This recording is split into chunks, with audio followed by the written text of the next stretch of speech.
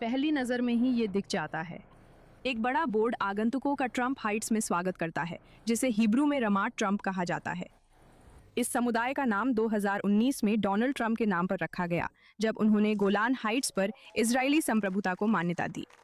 यहाँ के लोग कहते हैं कि वे राजनीति से ज्यादा समुदाय बनाने पर ध्यान देते हैं। डैनियल बीबर 2021 में परिवार सहित यहाँ आए। वो और उनकी पत्नी यहाँ नाम के कारण जगह नहीं ढूंढ रहे थे।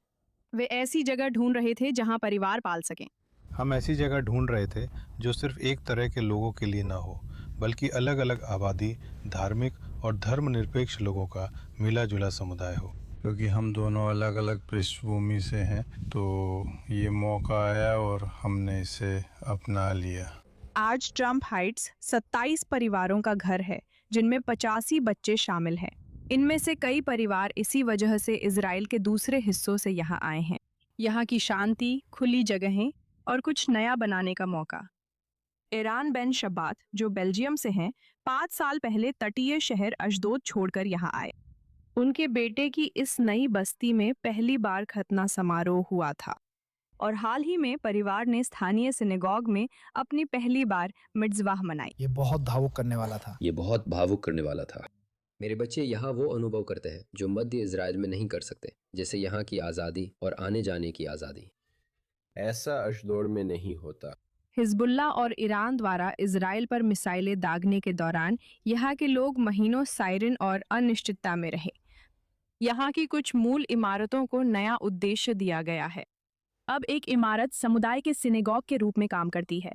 एक और इमारत अब पुस्तकालय और सामुदायिक केंद्र है। युद्ध में निवासियों ने एक इमारत को कमांड सेंटर बना दिया था। ये हमारा वॉर रूम और कमांड सेंटर है। लड़ाई के वक्त हम यहीं से ऑपरेशंस रूम से जुड़े रहते और अपने समुदाय की आपातकालीन प्रतिक्रिया टीम का समन्वय करते थे। कुछ कदम दूर कम्युनिटी का सबसे बड़ा सार्वजनिक शेल्टर है, जो एक मंजिल नीचे बना है और जिसमें खाना, पानी व अन्य आपातकालीन सामान है। कम्युनिटी में कई छोटे शेल्टर भी हैं और हर नया अस्थायी घर अपना खुद का सुरक्षित कमरा रखता है।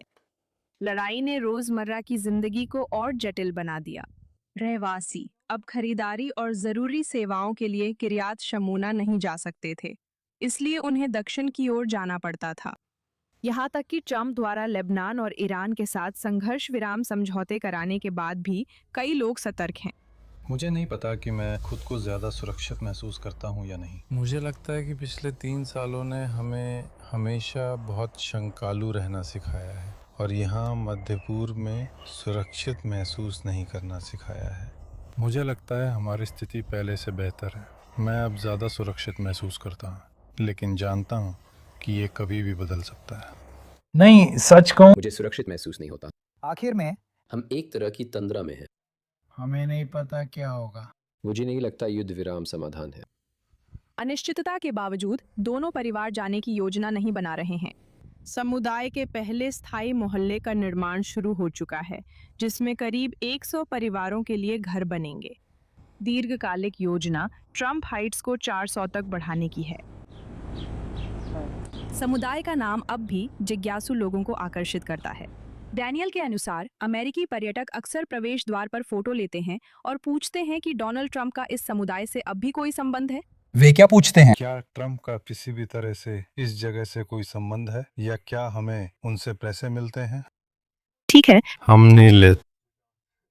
उनका कहना है कि ऐसी बातें पहले आम थीं। नाम को छोड़कर मुझे लगता है कि बस वहीं तक है, नाम और साइन तक। और अगर आप अंधे हैं तो आप जान नहीं सकते कि इस जगह के नाम में ट्रंप है। शुरुआत में ये मज़ेदार था, इस पर बात करने और हंसने की चीज़ थी, लेकिन अब हम बस इसके आदी हो गए हैं। डोनाल्ड ट्रंप के नाम ने शायद इस समुदाय को पहचान दिलाई, लेकिन अब यहाँ लोग अपने बच्चों की परवरिश, नए घर बनाने और इजराइल की उत्तरी सीमा पर मौजूदा शांति बने रहने की उम्मीद पर ज्यादा ध्यान देते हैं।